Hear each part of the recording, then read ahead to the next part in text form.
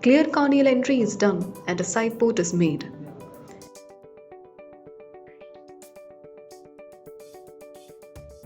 Intracameral phenogain is used for dilating the pupil.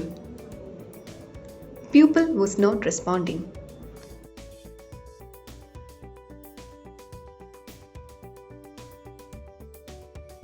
Driven blue dye is used to stain the capsule.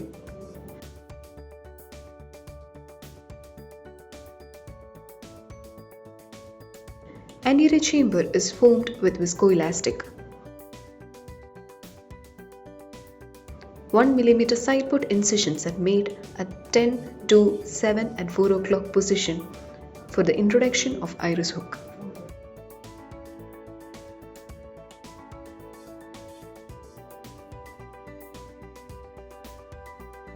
Iris hook is held with Macpherson forceps. The stopper is pulled up with the help of toothed forceps. Iris hook is taken horizontally into the anterior chamber using silicone stopper. It is rotated so that the hook is pointing downwards. The shaft of the iris hook is retracted and the silicone stopper is brought close to the limbus. Similarly, all the 4 hooks are placed.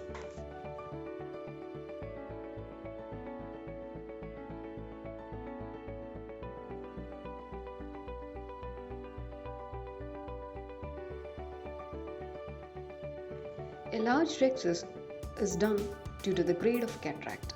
The increased size of the rhexis is for the ease of introduction of the sharp chopper for chopping.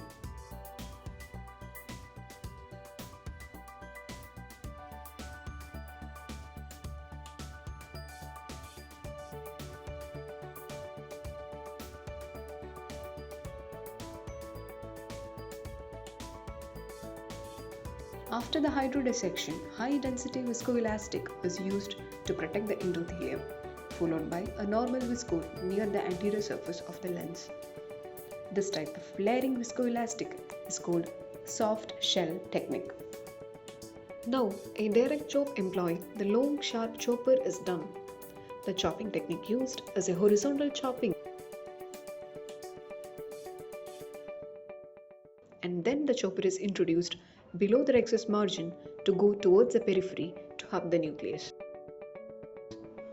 Then the chopper is brought towards the phaco probe, and at the same time it is buried down into the nucleus as it approaches the center. Then the probe and the chopper are moved in a controlled fashion both horizontally and slightly in the up and down direction. Then the nucleus is rotated and same procedure is repeated. Every time the chop is made, it should be ensured that the posterior plate of the nucleus divides.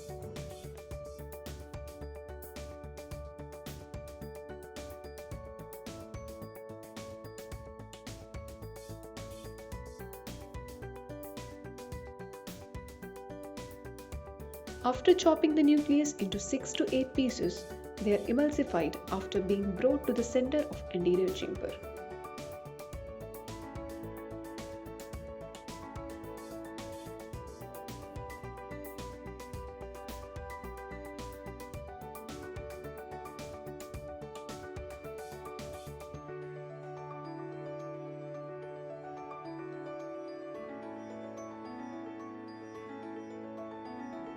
Cortex aspiration is done slowly and meticulously using a coaxial probe.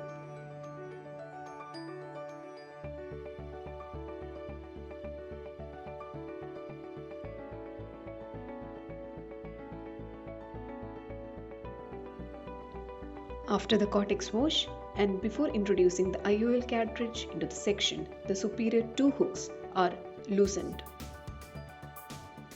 This is specifically done to relax the iris and make it go down, if otherwise lens entering the anterior chamber may pull the iris and cause iridodialysis, because the iris hook would have brought the iris anteriorly and made it taut, obstructing the smooth passage of the lens.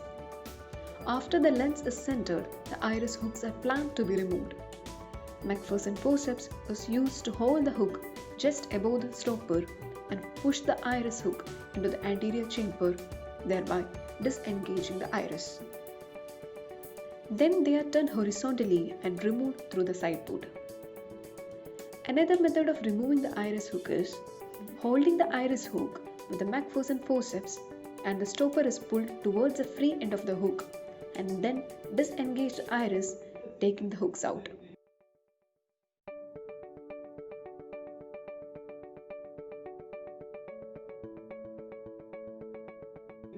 Anterior chamber is washed, sections are hydrated, and intracameral oxyfloxacin injection is given.